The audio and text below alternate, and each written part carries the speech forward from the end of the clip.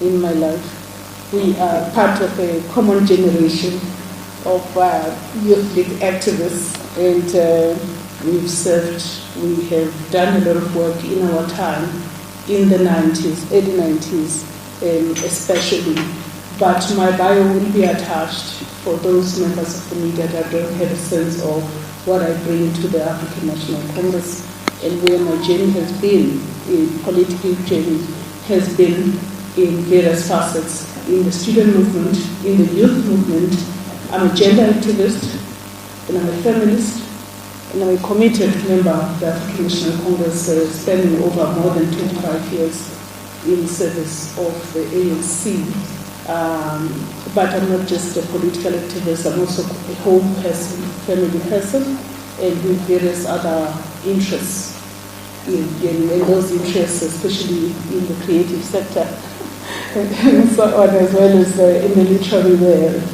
And I'm joined by two of my dearly respected and loved brothers.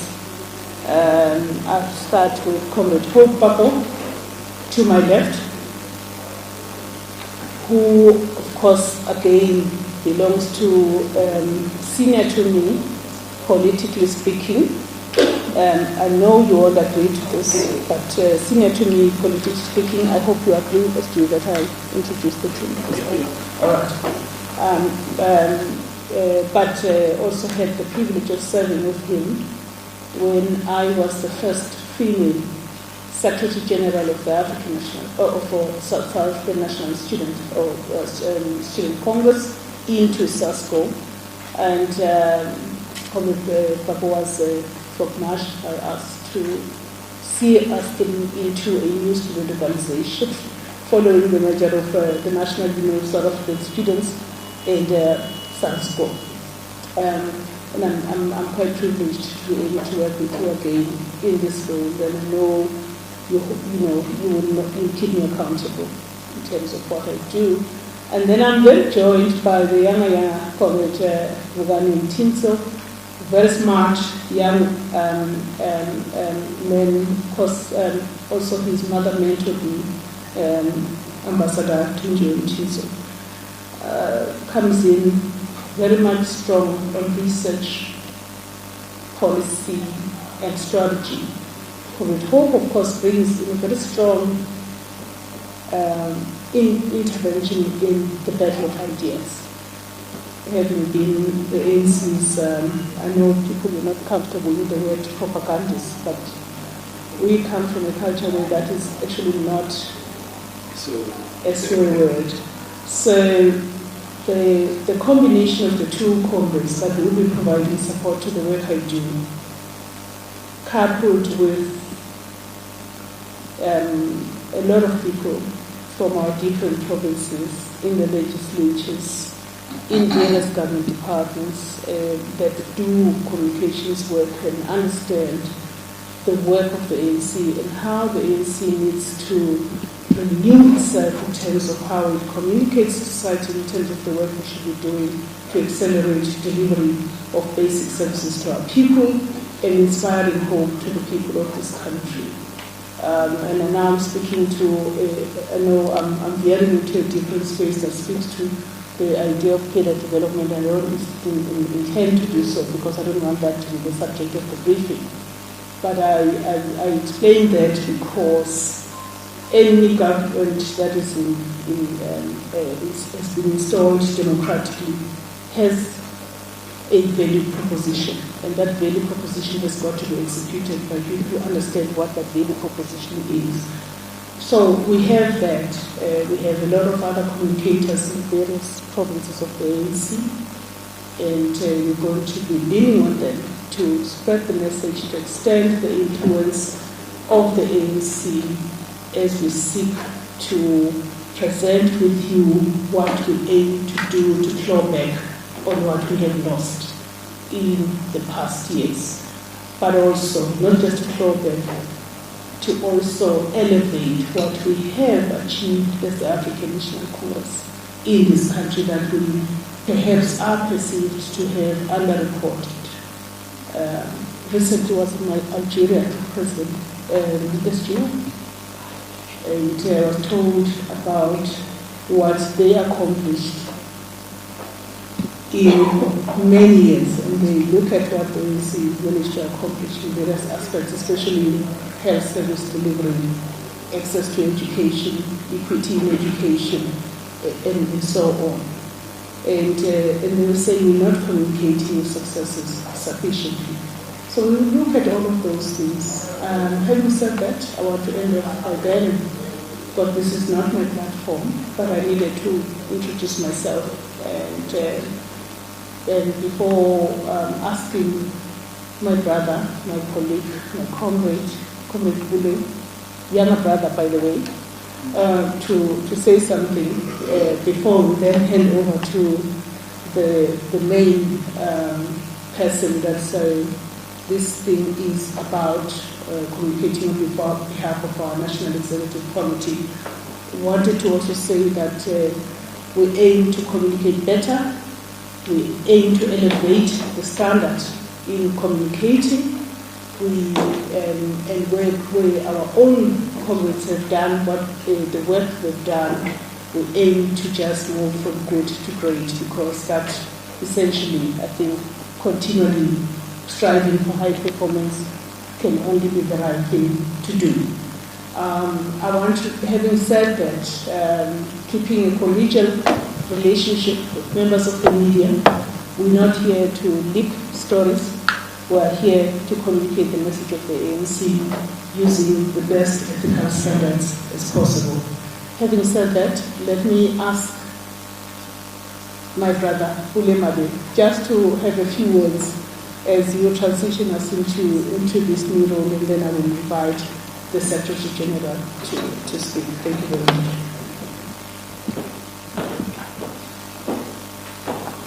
Thanks, Ms. Maclean and Secretary General, Comrade Ho, Comrade Woods, and members of the media. We now have got a new national spokesperson. My appeal to all of you is please work with her the same way you worked with me. It was a very rough 5 years and exciting at times, SG.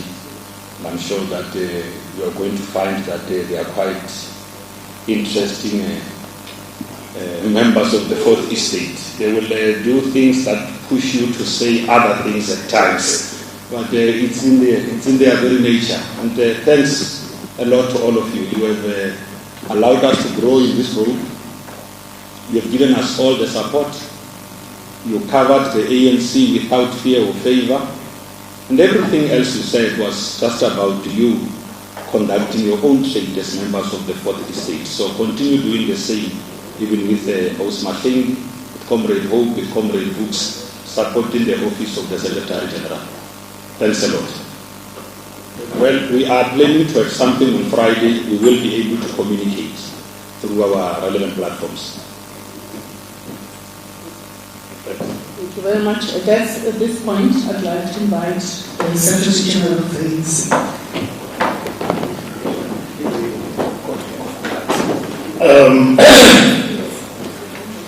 Thank you, Comrade Maclean, and for that, and over with Comrade Bule, and Comrade Hope and Comrade Bukali. Comrade TSG Namfula will be joining us. The second TSG will not be with us here today because of other commitments. Members of the Fourth Estate, disciplined forces of the progressive movement and our glorious movement, led by the African National Congress, fellow South Africans.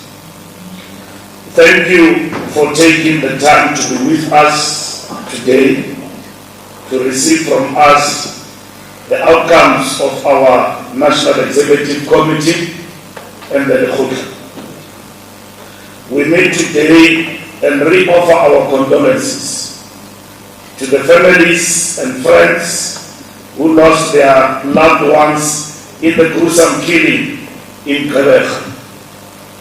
We are pleased with the progress the Minister of Police has announced. As you will see, As the African National Congress, we are changing gear and we have taken decisive steps to address energy crisis and build party unity. This includes steps to address the ongoing energy crisis. This follows the inaugural meeting of the National Executive Committee, which met from the 27th to the 28th January 2023 at SLN Park in Gurule. The meeting follows the 55th National Conference of the organization, which was convened between 16 and 20th December 2022 at the Nazareth Expo Center in Johannesburg, and officially concluded on January 5th, 2023 at the Inverness Safari Lodge in Mangaung. Consequently, among others, the NEC processed the resolution of the conference, which in line with the 2023 theme called for decisive action to advance the people's interest and renew our movement. The successful National Executive meeting was also preceded by several consultations by President Cyril Ramaphosa and Secretary General Fikile Mbalula with opposition parties, experts, and interested parties on the energy crisis, which President Ramaphosa characterized as a house on fire that requires all of government and society to act akin to a cooperate situation. The engagement included an energy dialogue hosted on January 25th at the University of Johannesburg.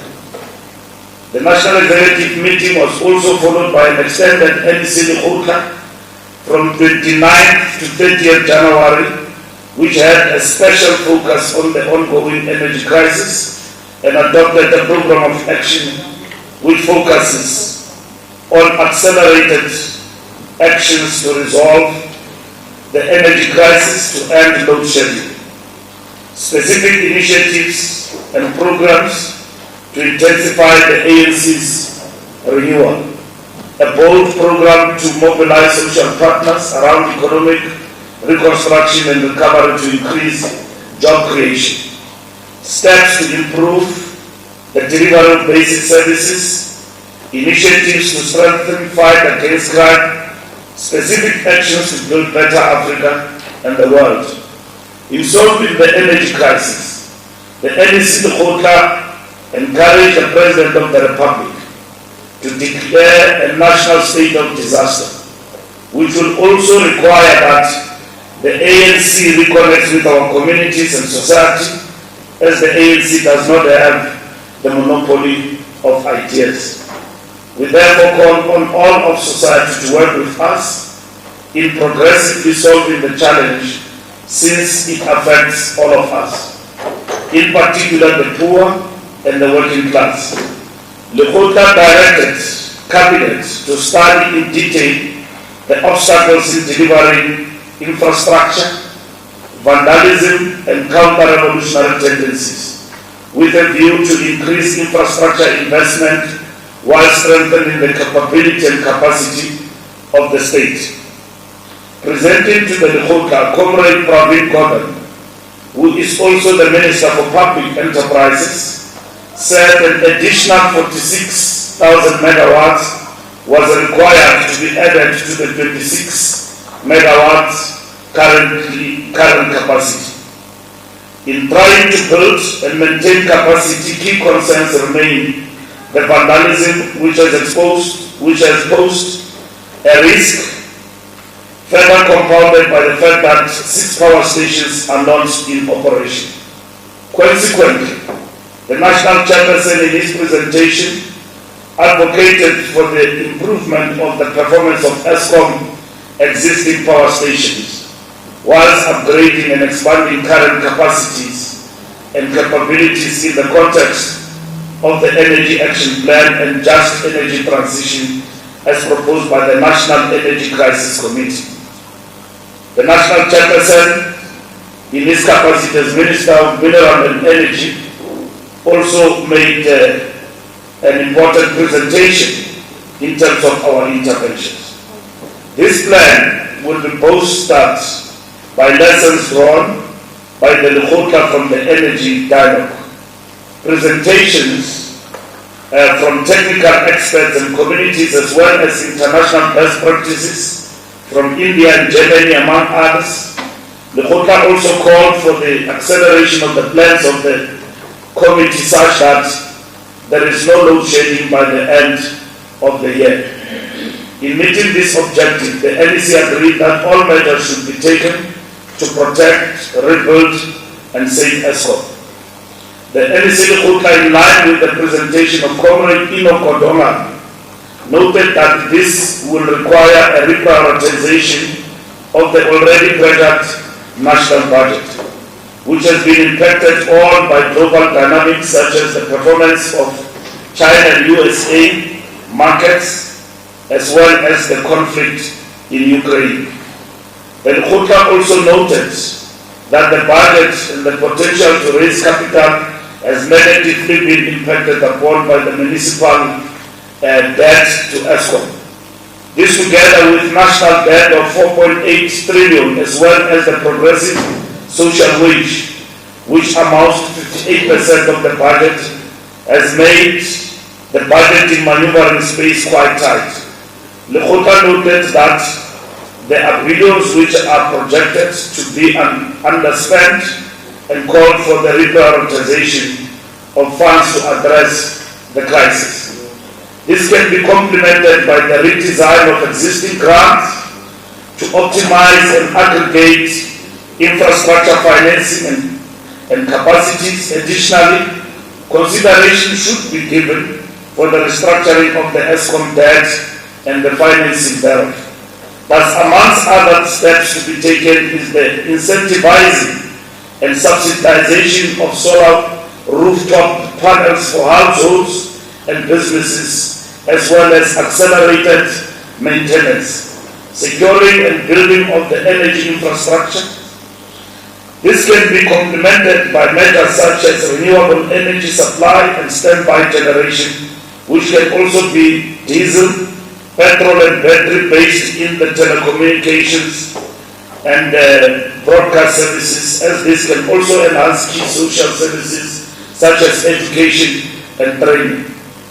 Further short-term actions include the reconfiguration of government such that the areas of energy security is better aligned. The lekgotla also called for acceleration of the work of the National Energy Crisis Committee by utilizing the state of disaster legislation to bring about a multi-sphere command center to better manage the crisis. Additionally, the current plan requires disciplining such that it responds to the immediate challenges and further promotes prioritization of maintenance, management and security of ESCOM power plants, management of load shedding such that it minimizes the impact on the economy and the provision of basic services including water, mitigation of the decision by the National Energy Regulator of South Africa regarding ESCOM tariffs on people and the economy, implementation of measures to manage electricity demand, including the installation of solar heaters and panels and other energy efficient systems which should be incentivized, expediting of the procurement of emergency power, relief and support to poor households, as well as small and medium-sized enterprises, kept the outward migration of technical and management skills and capabilities of ESCOM whilst mobilizing further skills in areas such as engineering, support of the just energy transition as a long-term program. To complement this, the ANC, the Alliance and government will mobilize society and deliver a mass communications campaign directed at demand management and energy saving measures such as switching off geysers. This will be reinforced by ANC structures through regional general councils who will be empowered to communicate on energy saving and security measures as a contribution to sustain economic growth. In facilitating vibrant economic growth and resilient infrastructure, the government will implement mega and catalytic infrastructure projects, which will include new cities as well as constructing government buildings, maintenance, as well as integrated transport corridors. The economic reconstruction and recovery plan will continue to guide such projects.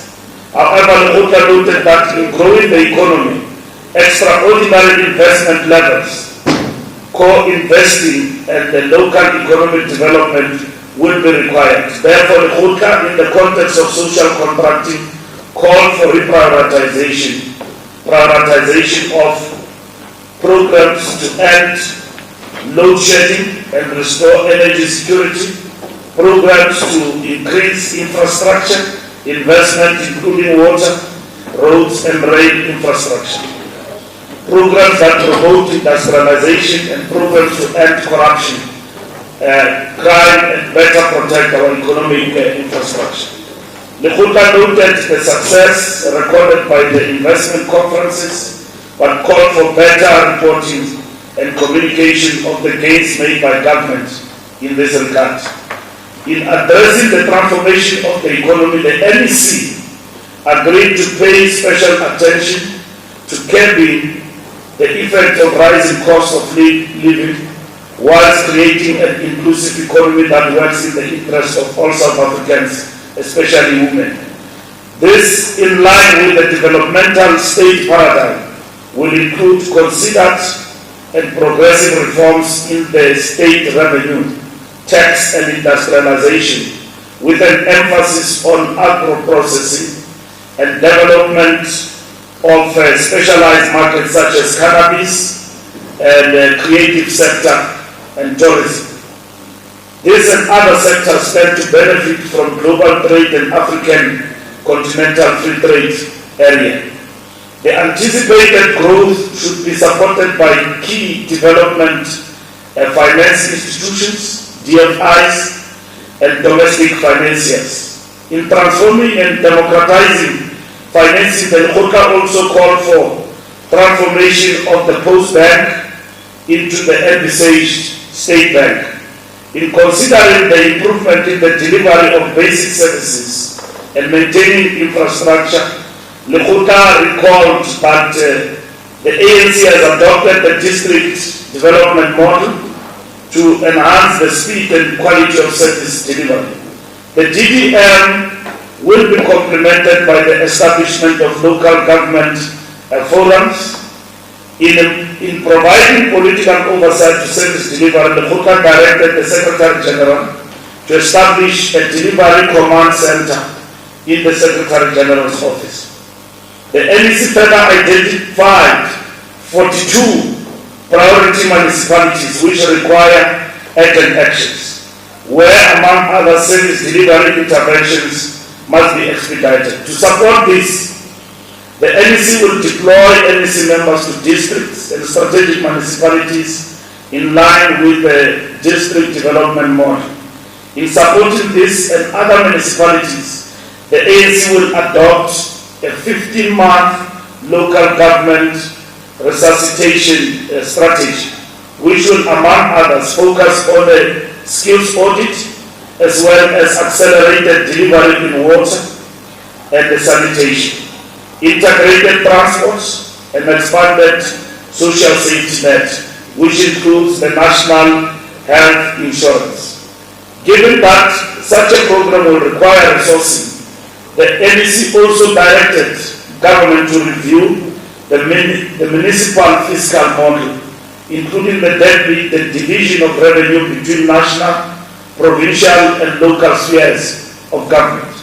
The NEC further noted the sporadic and increasing acts of racism that continue to manifest themselves in the country and agreed to develop programs and campaigns while intensifying existing interventions to combat and eradicate racism. These acts include activities of the Cape Independence Party and the Democratic Alliance in the Western Cape, who continue to resist efforts to achieve spatial transformation in the Western Cape, as well as the continued existence of the racist Orania. The NEC acknowledged the preponderance of young people in our population and the ongoing challenge of youth unemployment in our country. To this end, the NEC called on government to play an active and leading role in addressing the burning issue of youth unemployment, as well as the revival of the Presidential Youth Working Group, which requires a resuscitated African National Congress Youth League. The lekgotla further proposed that the National Youth Service Program be considered post-matric so as to instill further discipline in young people and combat crime. The NEC also noted the rise of the cases related to mental health and agreed to pay greater attention to mental health and widespread manifestation of depression in our society. In strengthening the fight against crime and corruption, the lekgotla noted progress in key areas in the security sector. This includes the additional recruitment of 10,000 police officers and the strengthening of key institutions such as the NPA. The lekgotla called for an integrated program which will ensure that South Africa is a crime-free society by 2030. Key actions will include assessing and strengthening community policing forums, increasing the ratio of personnel to citizens, addressing cybersecurity, strengthening the intelligence services, bringing to an end the political assassinations, addressing stock theft, strengthening witness protection, and improving the management of migration, especially as it relates to Zamazamas. The lekgotla also echoed the January 8 statement in relation to the fight against gender-based violence and femicide, and called for consideration to be placed on having a specialized unit. In processing the National Conference resolutions, the NEC agreed to receive written submission from NEC members and employees to further strengthen our resolutions. In the meantime, the NEC elected into office the National Working Committee, which is seized with the day-to-day operations of the organization. The National Working Committee elected from the membership of the NEC 20 individuals, and is gender balanced. 50-50 gender parity principle of the ANC also find expression in this particular working committee.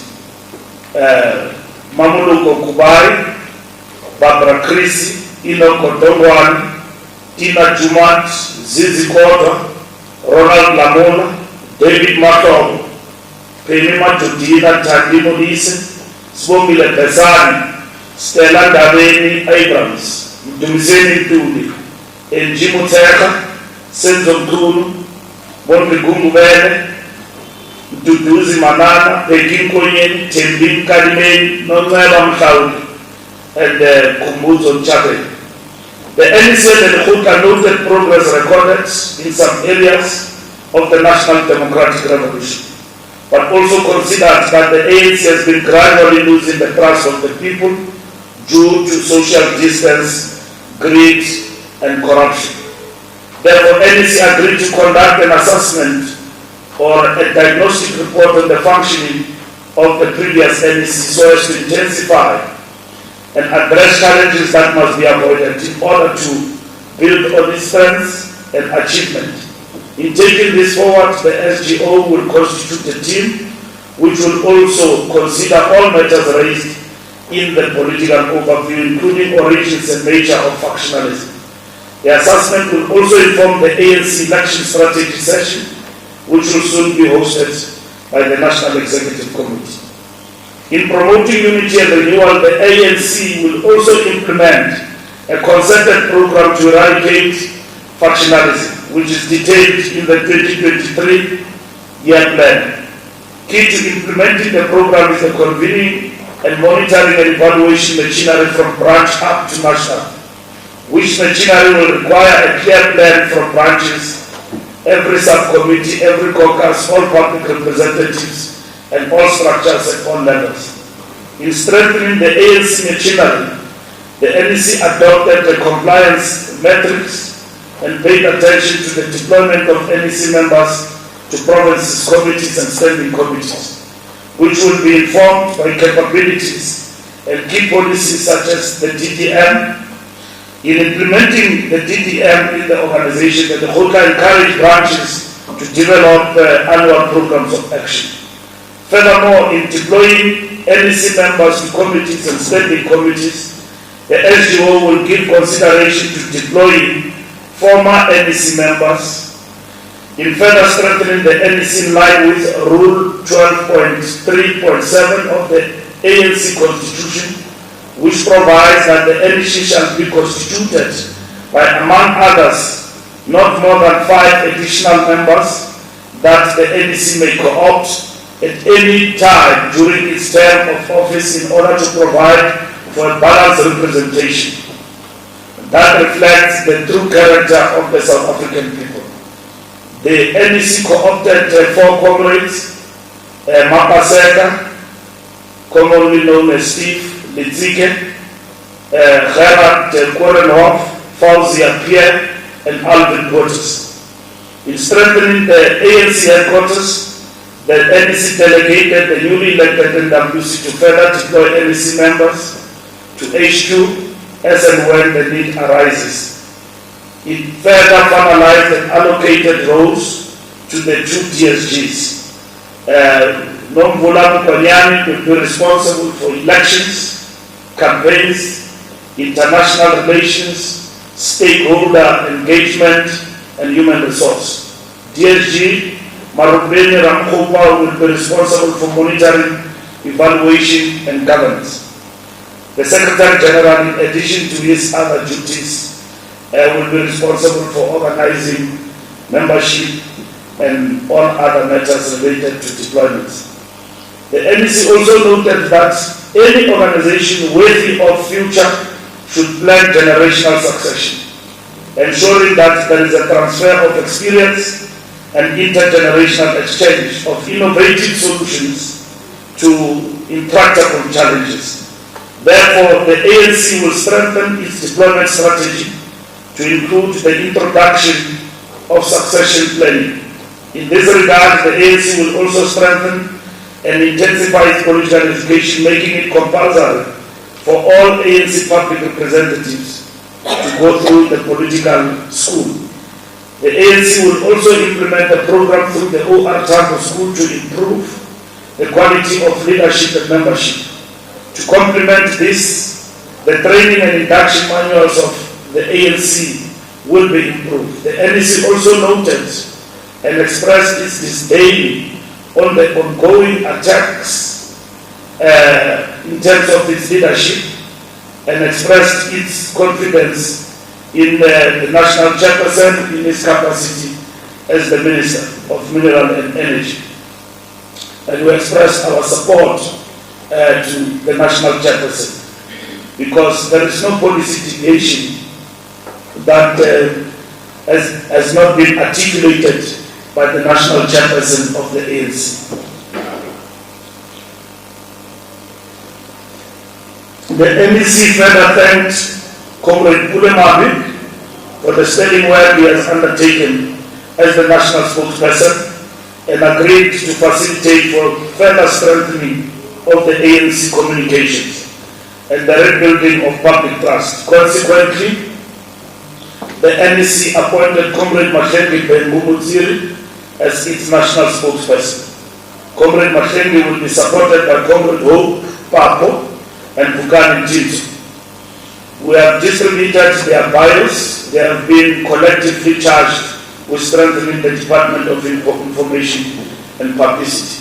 We have gone back to this approach, which we implemented in the early 90s, of spokespersons, and the national spokesperson being Comrade and supported by the two comrades. Of course, our approach to communication means everyone can speak, but one person at a time. We are not going to allow Casey and Jojo type of a situation where everybody, when there is a crisis, they speak their mind. We don't have time for independence in the ANC. People must understand when the ANC speaks, what does it say? Unambiguous, and understand the position of the ANC. So, one message, many voices will be our approach. But we will minimize the anarchy you have seen in the past years, where NEC members speak on one item with different voices and not even reinforcing the message of the African National Congress. As part of due organizational governance in accordance with acceptable organizational protocols, the NEC adopted a delegation of authority authorizing the SG and the TSGs to institute and defend legal action by or against the African National Congress. Special focus was also given to the effect of coalition governments, particularly in local government, to which end the NEC adopted and sharpened the ideologically based principles and the strategic framework for local government coalitions to better manage coalitions. This will be enhanced by the soon-to-be adopted monitoring and evaluation framework and capabilities. This will also be enhanced by building a stronger alliance with the South African Communist Party, Congress of South African Trade Unions, and the South African National Civic Organization, which is critical to the advancement of the National Democratic Revolution. Consequently, the lekgotla called for the urgent convening of the proposed Alliance Economic and Energy Summit. The lekgotla also noted that in addressing these challenges, South Africa should and can build on global solidarity. To that end, the lekgotla encouraged ANC members and leaders to better capacitate themselves in understanding global dynamics. In building a just and equitable world, the NEC acknowledged the increasing significance that BRICS partnership is playing in the global political economy, and therefore agreed that BRICS must be expanded, among others, to enhance its role as a counter-hegemonic bloc. South Africa must clearly define its desired objectives and strengthen the new development bank. The lekgotla also directed government to work closer with BRICS nations to solve the energy crisis. Consequently, given that South Africa will this year host the BRICS summit, lekgotla requested that the summit pay special attention to energy security. Further, lekgotla called on the global north to implement more just financing mechanisms outside loans to enable global south to generate, manage, and distribute energy. The lekgotla requested the Secretary General's office to develop a strategic partnership and solidarity positions which will, among others, strengthen relations with former liberation movements, strengthen South-to-South relations, enhance development solutions with a focus on economic and cultural diplomacy, and strengthening the role of South Africa as the AU infrastructure champion. The lekgotla also encouraged government to advocate for the ending of sanctions in Zimbabwe, turn around the situation in Eswatini, and the removal of Morocco as a member of the African Union. Thank you very much.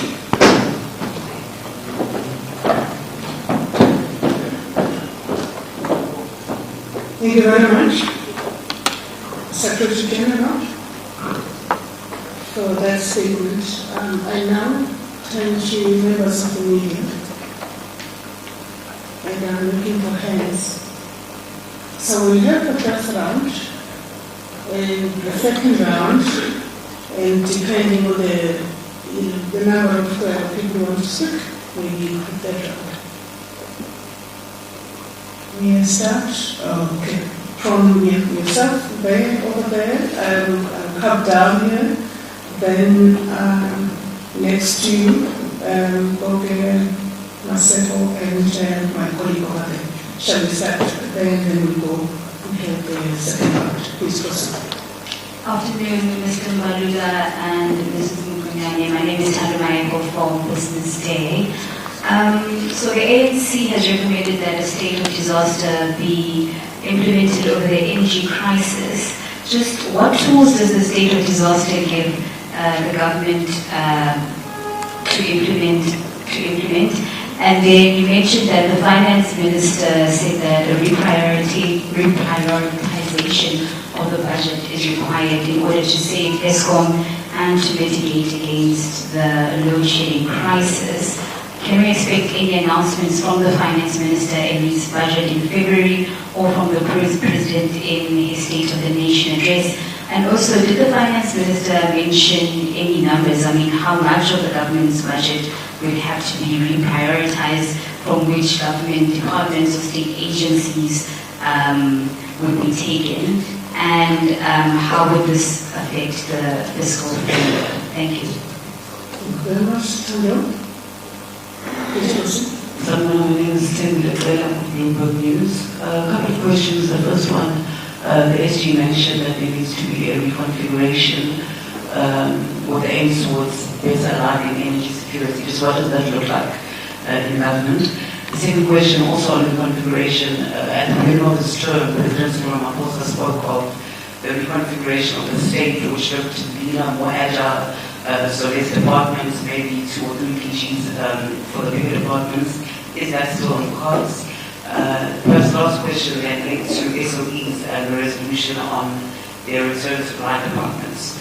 When discussing the feasibility of the resolution, is it something that is feasible? Is it something that is possible to be done in the next reshuffle or change that we'll be seeing government in the coming weeks? Thank you. SOEs. What are you asking? I'm asking if that return is something that's feasible within the next weeks. Or if you can just offer any timelines on the thinking around it. Thank you very much. Thank you very much. Okay.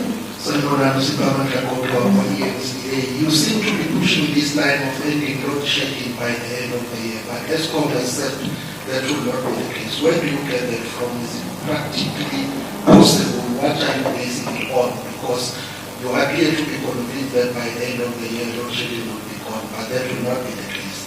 Number 2, you say try to free South Africa by 2030, but South Africans are under siege now. Don't you think this violent crime is out of control and it's a national crisis in this country? What do you do in the short to medium term to deal with violent crime? What do you do for 2030? Thank you very much. Marcelo? Just a few questions from my colleague Natasha Pirichu, the Secretary General, Mr. Mbarula. The question is, don't you think coalitions should be regulated in the light of what happened in the city of Johannesburg, Ekurhuleni, and Congo? Then secondly, on the leagues, what is the deadline for the leagues to go to their Congress as the Youth League and also the Conference of the ANC Women's League? Then lastly, from my side, on the issues pertaining to the national chairperson, what informs the attack on your national chairperson and also the Minister of Mineral Resources and Energy, Natasha? Is it informed purely on South Africa's energy trajectory of the just transition and in being perceived as someone who's practically lobbying for power ships and also maintaining that South Africa should continue with the base load of coal? On the issues pertaining to ESCOM, are you continuing with the conference resolution of moving the power utility from the Department of Public Enterprises and to the Ministry of Energy and Mineral Resources? And in the conversations that you are having on the reconfiguration of cabinet, is there a proposal beforehand to separate energy and mineral resources and in a separate minister really focused on energy? And what is the future of the Department of Public Enterprises? There was a conference resolution by the African National Congress to do away with that particular ministry and for all entities under that ministry to return For instance, to take Transnet to cross, take SAE to transport. Thank you. Thank you very much. Please go ahead. It's Antonje from Power FM News. My colleagues have largely covered me on the reconfiguration of government. On the issue of the 42 priority municipalities, one informed that that's the first question. And the second question on that, would you please just give an indication of those priority municipalities, if they do include metros, and if so, which ones are those? Thank you very much. Thank you very much. I want to start with this point, SG and GSG, and ask that we interact with this first round of questions. So I will invite you to take questions, wide-ranging questions, some related to internal organization reconfiguration, others related to external work, others related to, I think, the key pain point for the people of South Africa, the energy crisis. And I'll leave it to the two of you to handle that.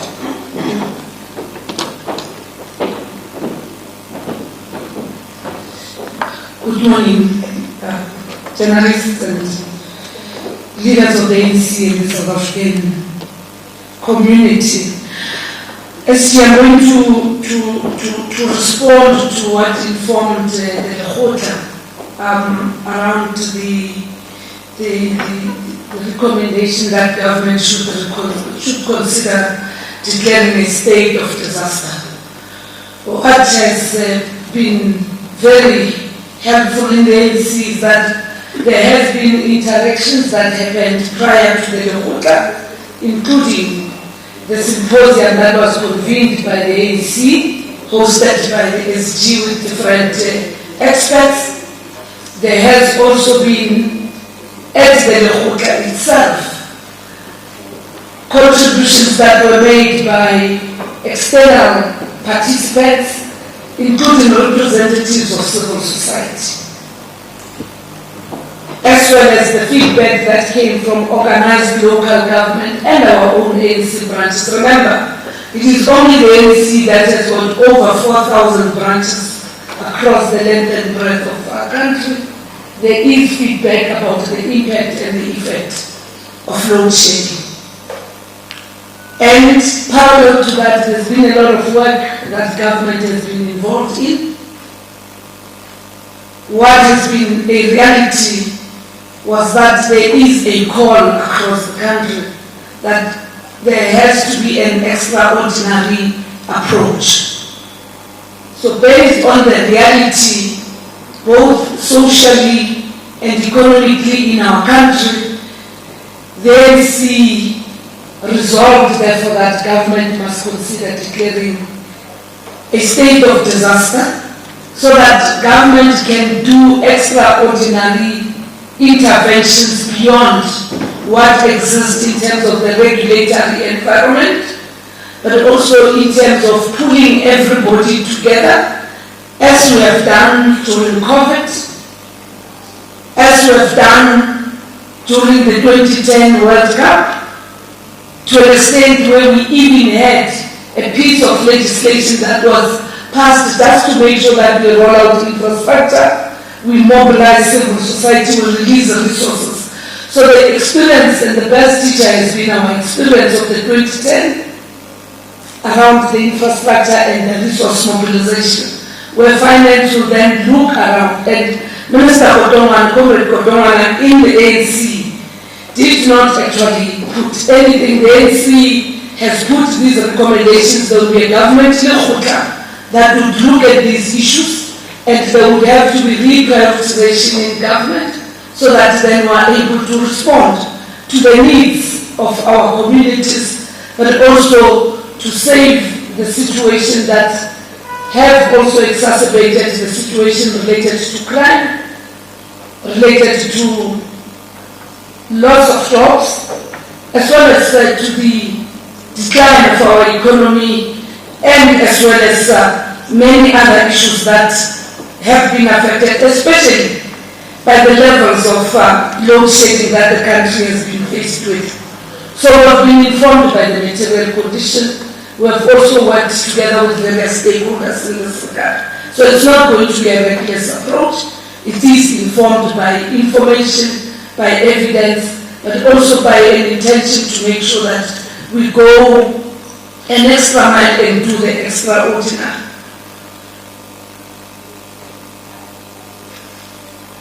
The issue that you have raised, talking about the time frames, ideally we should all be saying, let's do away with load shedding now. The intention is to ensure that we do not have a protracted load shedding. We must make sure that everybody plays his or her part, starting with us as communities, saving, paying for the services that are rendered, and government providing the necessary resources, and all of us working in an integrated manner. Something the issue about the coalitions, yes, you are right. There is a need to look at that, and I take it that you read that paragraph where the SG raised the issues related to a proper intervention and a perspective about coalitions. Remember, our intention is not about going into coalitions, but reality is, with the majority of democracy, we must also embrace multi-party democracy that goes beyond just party representation, but collaboration and going into relationships. Not only learning from Johannesburg, we've also learned from the Port Elizabeth experiences, the Nelson Mandela Bay, and many other places. So the SG is coordinating that approach, and we're looking at it not only for municipalities, even looking at scenarios as to what may happen going to the national elections, and that will be informed by our own national election strategy. The leads are ready, and the NEC actually emphasized the fact that all the task teams have been established to take the leagues to conference. The NEC Youth League is ready. It needs to be supported with the resources for it to convene. And this is work that has overlapped from the previous NEC of the ANC. There is a roadmap that the ANC Women's League has developed. They have already put their own time frames related to their audit processes. It would actually be within the 3 months that the NEC has agreed. A meeting with the ANC Women's League and the Women's League and the Youth League, together with the Veterans League SG, and that includes the Veterans League, will take place to then go into an activity plan of ensuring that they go to conference. The Youth League has also gone to provincial conferences that demonstrate progress that has been made. The 42 municipalities, there is a report on the state of local government that has been done by COPTA. It's a public document. It includes, of course, metros, and that document indicates what are the issues.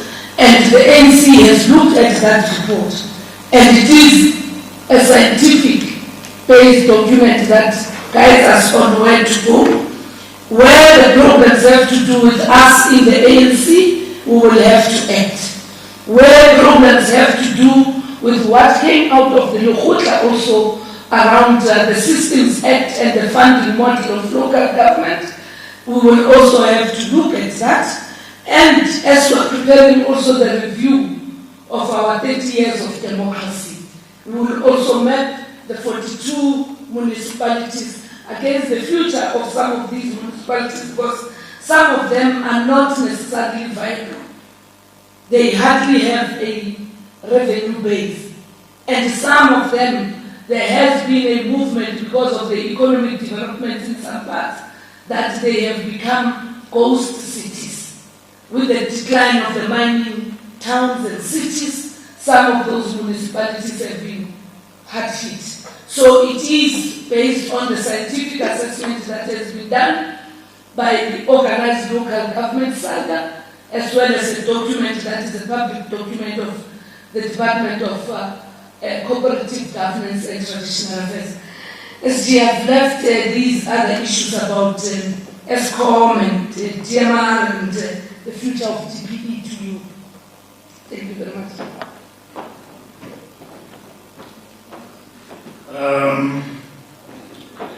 We are supposed to move with speed because we are going to be hit by load shedding very soon. So we don't want this press conference to be caught up with load shedding because we will not be in a position to communicate. I think it's at 12 o'clock, I'm sure. Just to add on the issues, state of disaster will help us to move with speed. The target of getting this done and dusted by end of the year can even move faster. If we've got all hands on deck, we address issues of procurement quite faster, and then we mobilize the resources where they are needed for intervention, particularly when it comes to maintenance. And then you've got people with capacity, engineering and all of that to advise the command center. We will agree that for a very, very long time, we've been told a story that is really elusive around doing away and dealing with load shedding. The reports sometimes are contradictory. And we can't speak like as if we are experts. We didn't become experts during COVID. We had a team of doctors under health department who were telling and educating us about the virus. Not just a group of politicians coming together and define themselves as virologists. We left it to them. So our response to COVID was scientifically driven. So our response to dealing with load shedding must be scientifically driven and informed by practitioners. Because somebody can be good as a lawyer, but he's not good as an engineer. As a lawyer, you've got good expertise of dismissing people at work. You know how to do it. But you rely on other people when it comes to engineering capacity. So you need a combination of all of this. So that's what we have directed government to do in response to this. Our confidence that this would be done away is informed by that.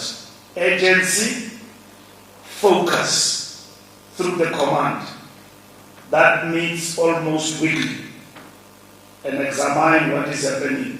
The tap and the lipstick way, ad hoc approach, is not helping us. Denial that we are in a crisis is not helpful. So, shutdowns and all of that, they are not helpful. You will shut down what is left, and people will go back and be impoverished. You know, South Africans' response to a crisis can be a shutdown. Yes, people have got a right to protest and do everything else, but to call for people to shut down, stopping them from going to work. Look at the anarchy we had in this country. July riots, what they cost the country. People flattened shops in KwaZulu-Natal. More than 300 people died. It crippled the economy. So our approach is that any form of anarchy must be fought off, but leaders must act responsibly. And without dictating to what must happen. We were marched upon here by some political party. They did not even reach my office. I was waiting for them the whole day. They didn't come. So finding good, they are raising their voices about what is happening. We shouldn't be arrogant and deny the fact that we have a problem and we have a crisis. So we are responding to this crisis in that way. And the President and the team in government have been given a clear instruction by the ANC. We don't want ad hoc arrangement. Total focus and kill this load shedding. That is our approach. By killing, I mean we do away with it. Load shedding. That is our objective. We don't want management that is unending. We want to do away with load shedding right away. And among others, it will include a lot of options. Assisting municipalities, either to be on the grid or off the grid. This is what this disaster is going to help us. This disaster will help us with regulations and control. That we pass regulations that enable other departments to work together in doing away with load shedding. No, we didn't deal with the figures in terms of reprioritization, but we've got a proof now that we've got over 200 billion that has been shared off from the fiscus year after year unspent. And this is what we need to deal with when we go back to our different ministries in government and ensure that there is much better and improved expenditure. Reconfiguration, state of disaster, Bloomberg, government will be reconfigured. It depends when and how this reconfiguration will be implemented. Conference have given us a clear mandate, for instance, that ESCOM must go to energy. The President is working on those issues. He's been working on those issues even before the national conference. It's a discussion that was postponed when government was constituted. But he always had this view that he's doing work in terms of configuring government. It has now become a resolution. I think we're better off now to know what must go where to ensure alignment. That includes the SOEs as well. Will SAA be good under public enterprise or will it be good under transport? You deal with FOPs, you deal with national interests in terms of those FOPs and what you give to other airlines and so on in terms of and yet this big airline is somewhere, not at transport. So configuration will help us with that. Some point SAA was at Treasury, of course, because it was years of state capture. That is why it was taken to Treasury, but now it came back to public enterprise. So you might say it must go back to transport. What do people who deal with business have to do with transport? You align these things. The Transnet, you're dealing with transport issues, but Transnet is not under transport. You talk about freight and logistics and moving goods from road to rail. You develop policy, but you don't manage the implementation of Transnet in terms of executing that policy. So we're looking at that, those issues, and conference have said we must deal with those issues. So whether some of these elements will be implemented now, it's a question that government must answer on their own, and also plan in the long term. But I know presidency has been dealing with these issues for quite some time. We want to end load shedding. We have given that mandate that load shedding must end. 2, crime in this country can't be dealt with by government alone. We need a social compact. Thugs invade a street in Gqeberha, kill more than 7 people. in the township. Senzo Meiwa get killed somewhere in the township. We can't find the criminals till today. How come it happened like that? That thugs can just gun-tote, kill in our communities and there is no response.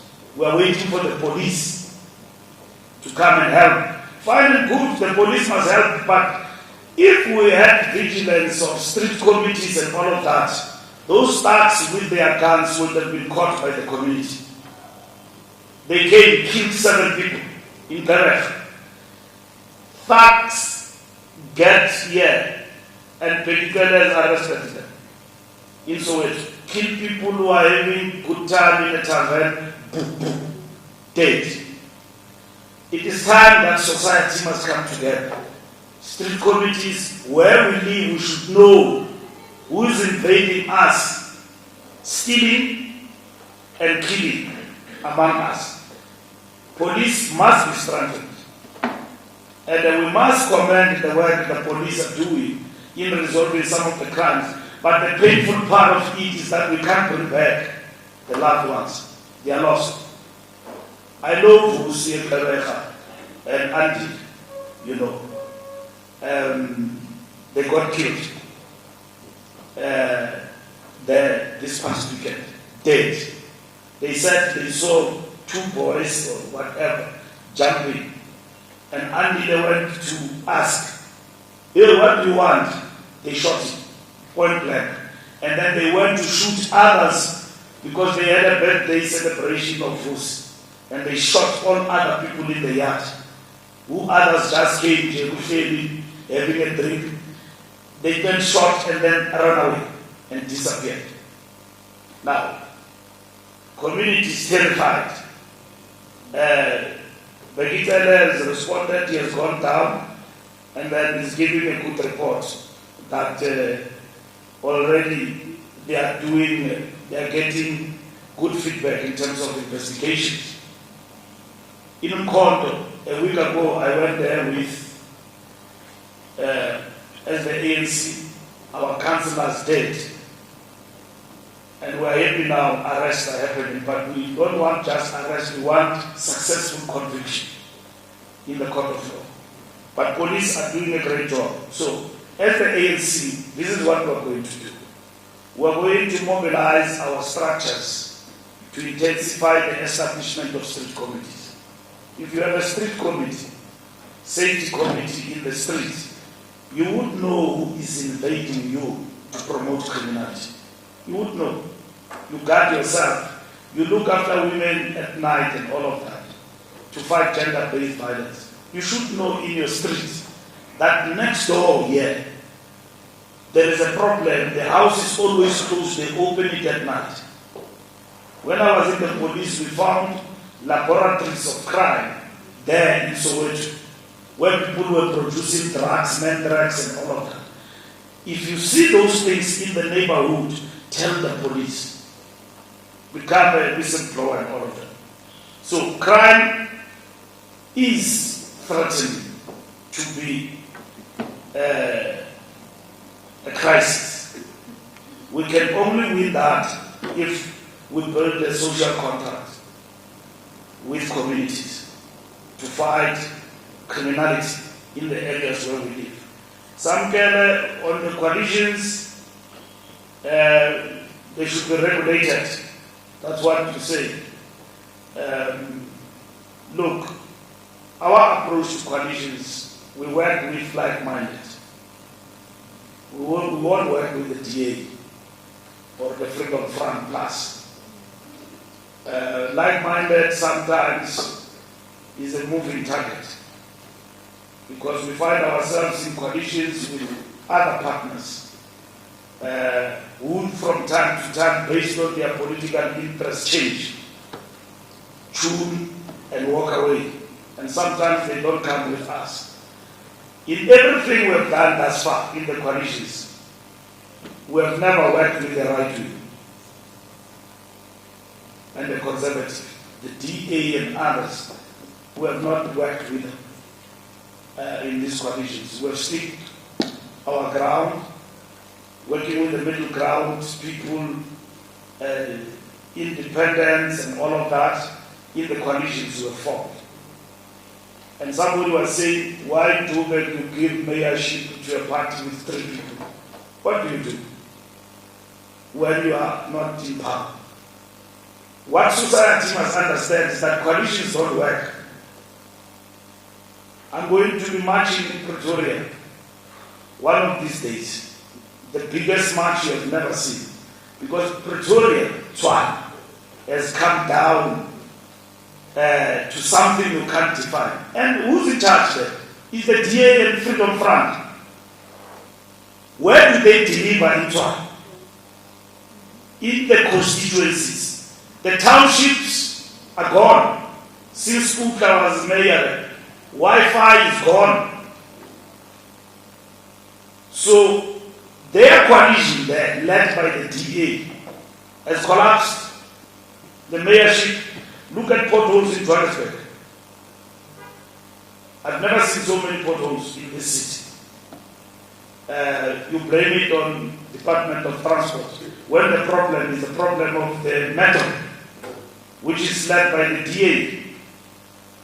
We used to have an agency here that closes potholes. There were no potholes in Joburg. With all the sins we have had, we, as the ANC, when we governed, we never had potholes in Joburg. I'm called by a friend of mine, he got into a puncture in Joburg. He says, he then swear at me. You see, fix the potholes. The person who's not fixing the potholes here in Johannesburg. Tell her that they must invest in JRA, they must close potholes in Joburg. Many potholes. I'm not saying that the ANC governs well in municipalities. We don't. Conflicts. Yes, we don't. 42 municipalities we have identified. We are going down there to fix, starting with Mangaung. There's nothing good that is coming out of that Mangaung in terms of governance. And the ANC have long admitted that. We are going to intervene there. And there are many of these municipalities you asked, where are they located and so on. There are many in the country. The list is there. So we're going to be moving, as I'm seated here Matibeng, in Northwest.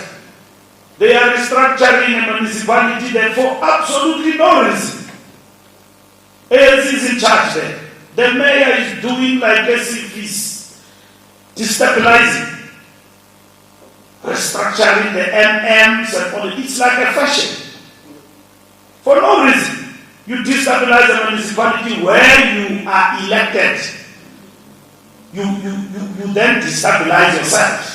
So by intervention, we mean in this 42, me and Nombola and others, yet to the house, the center is going to hold. But the report is a how did you resolve that thing? Why is that? No, he's a woman and I must report.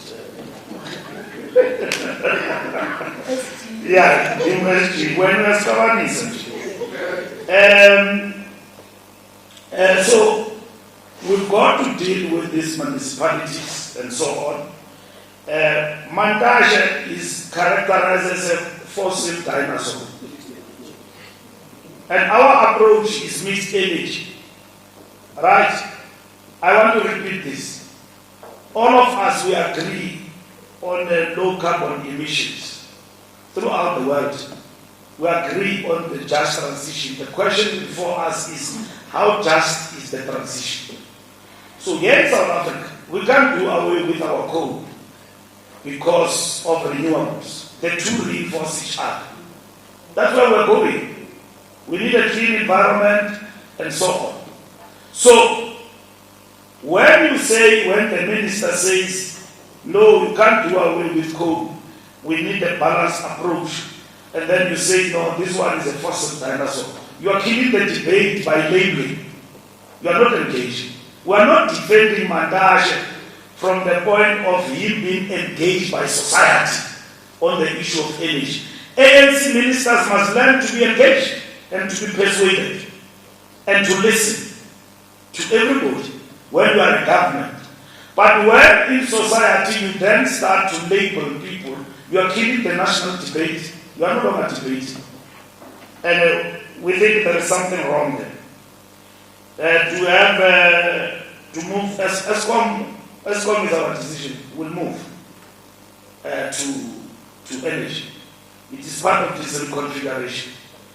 Part of the things that we agreed we must do, we have not done, is the unbundling of ESCOM. We have not done that. As part of our reforms, we have not done that.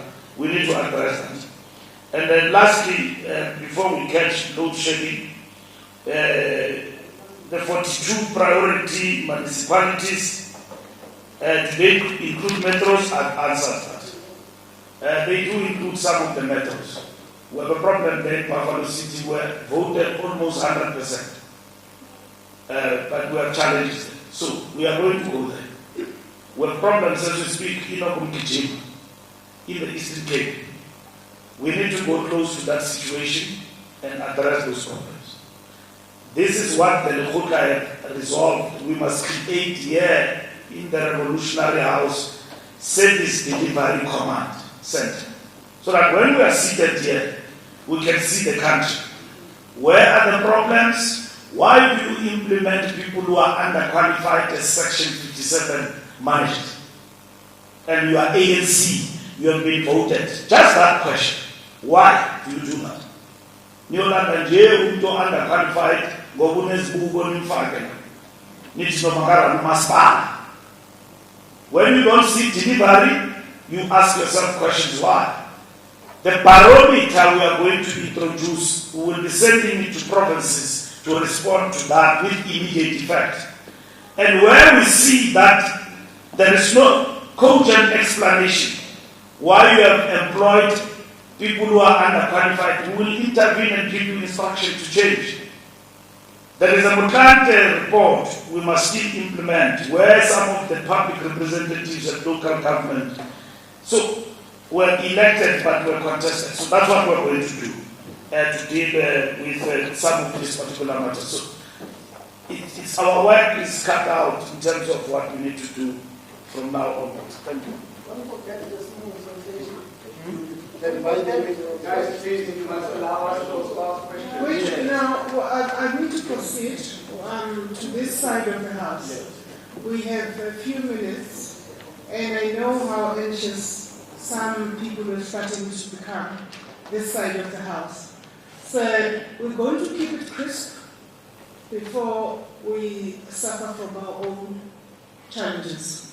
You're kind, and then I've got my brother over here, and then my sister over there. Thank you very much. Very quickly. Yes, ma'am. Yeah. Vishnu. Ma'am, under COVID-19, the declaration of a state of emergency, we knew then that, or state of disaster, we knew then that it was COVID-19. Then we had floods in April, I think it was last year. In the case of then, we knew then obviously that the declaration of the state of disaster was caused by those floods. Yeah. So who do we then hold accountable and responsible for the declaration of disaster, state of disaster when it comes to this country's energy issue? Thank you very much. That's okay.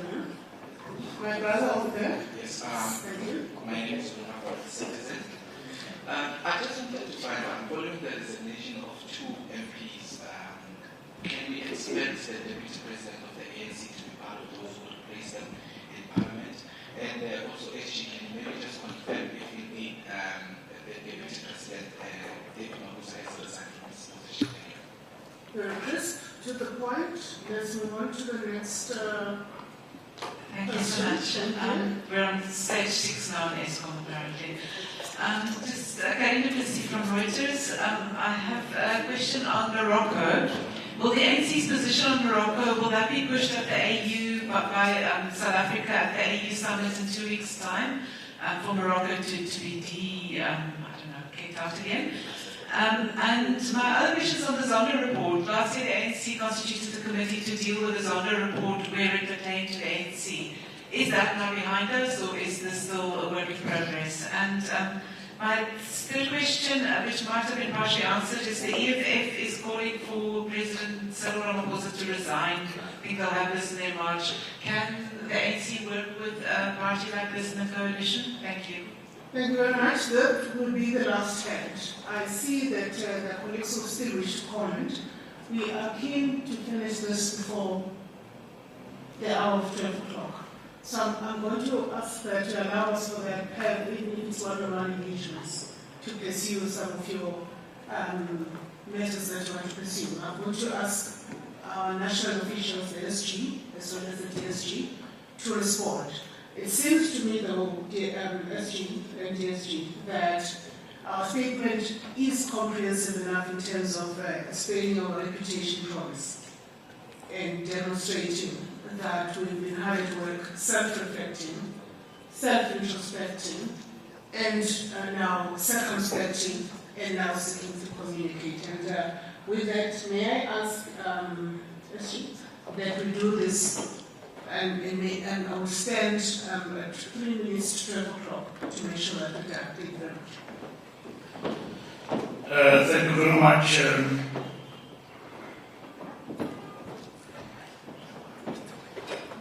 I've been answering the issue of the Deputy President and MPs.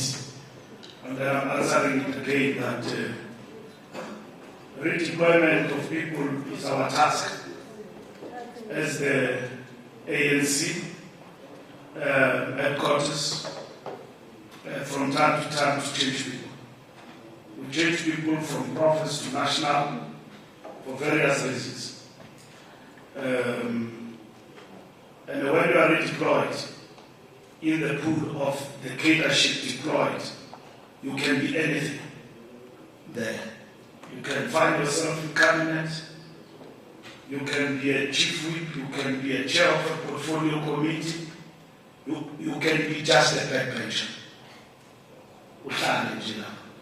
So there is no guarantee for anything. And some of these deployments are informed by various reasons. Engagement, agreements are made to move this direction.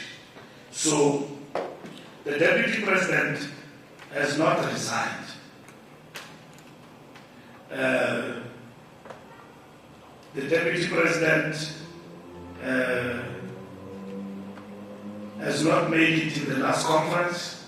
He's a disciplined cadre of the movement. He's not a chaotic person. He's well organized. He's a man of integrity, So he's not the comrade who's suffering from a crisis of, hey, I'm not elected and what next? He's at the service of the movement. There is a Deputy President who's now been elected. Who, if the Deputy President resigns, the President can then appoint him or any other member to become a Deputy President. But ideally, it is the Deputy President who is the Deputy President of the ANC who becomes the Deputy President of the country. When that happens, the President will announce it, that it has happened. So, Deputy President has not resigned. When you resign, and then we feel that vacancy and all of that, we will let you know. Are we dealing with matters related to government deployment? Yes, we are. We come from a conference, we've got to reflect on those issues, including possibility to reshuffle or whatever it is, because we've got vacancies in government and so on. So the President, when he has made up his mind on these issues, he'll bring them to the ANC, and then the alliance too. And then he will make up his mind and make a public announcement on that. At the present moment, the Deputy President has not resigned. Are these issues not considered? They are considered. I've explained to colleagues from time to time. But I understand the media anxiety. They want to lead with a story that says I predicted well that Marula will be Deputy President of the country. You may not know. So you are competing about that. We've been telling you that when such happens, we will come back to you and brief you. And Khatato even said that I gave this deadline of February. I said, but ideally by February, all these issues must have been dealt with. We came from the lekgotla, we're going to a government lekgotla, we go to State of the Nation next week. So if you want to reshuffle and all of that, ideally by February, all of those issues must have happened. So that there is stability. And then we move forward, just like that. And then there's on the report, all of those outstanding issues will still be considered by the new executive committee of the NEC to process any matter arising from that need to be processed. Morocco, our position is clear. We will campaign for Western Sahara's self-determination in solidarity. And that Morocco, what they are doing, they must know we're not on their side. And there's no way that an oppressor can be part of an AUKUS body like the African Union. That is why apartheid was isolated. It was not part of the United Nations and many other forums. Why should Morocco be part of AU when they've oppressed people of Western Sahara? We will campaign and work in solidarity with Western Sahara for the self-determination of the people of Western Sahara. EFF calls for the president to resign. We've been there before, so there is no reason for the president to resign. So it's not a matter that we will take to heart. We know that the EFF is raising this for political mileage. If they don't shut the country down and promote anarchy, their relevance is gone. So to get attention of people, they must shut the country down, they must call for taxis not to go to work, then they are relevant. You won't forget about them. But can they just be a civil organization that does things properly? They won't. With all tools at their disposal, like marching and raise your voices and all of that, why do you promote anarchy when you can march, raise your voice, and do all of that? Why do you want to stop people from going to work on that day? Interfere on the rights of others which are enshrined in the Constitution, that tomorrow I must not come from Pretoria because EFF has closed the roads. Am I against what they are fighting for and their right to march? No. We're not. Including calling for the president to resign, which is a gimmick, we have listened to over time. They can do that. They've got all the right to do that. But when you threaten violence, and say that buses must close the streets, taxis must do all of those, you are threatening violence in a democratic country. Why do you threaten violence? There was no war here. DA marched. They had their march and everything. There was no war. The youth league was here. Nothing. Nobody was destabilized from going to work, not from going to work and all of that, close the streets. That did not happen. So we are, yes, in a loose partnership with the EFF on various metros. We engage with them. To us, EFF is not equal to the DA. So we work with them. And sometimes, they don't work with us. They work with the DA to deal with us, you see. So we've been through that path before. We work with parties that want to work with us for good of the nation and for service delivery for our people. Thank you. Thank you very much, SG.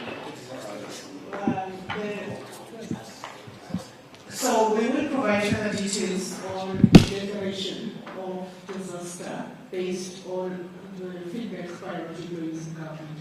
That's my understanding in terms of how the matter will, the treatment will give to the matter.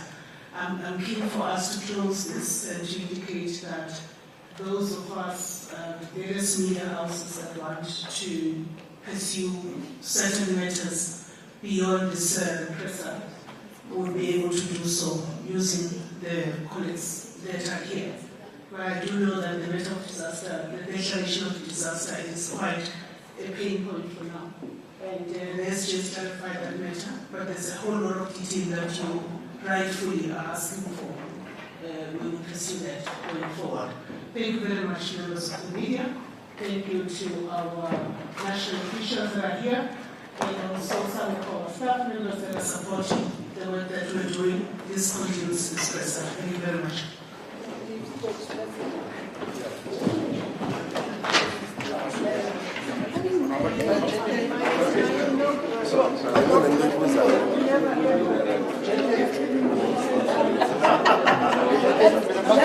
That's the ANC for you.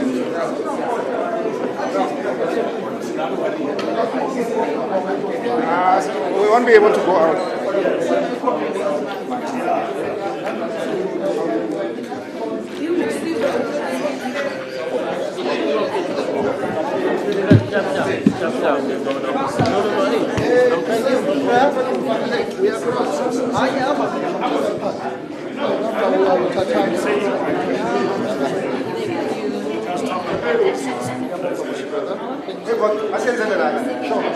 Sure.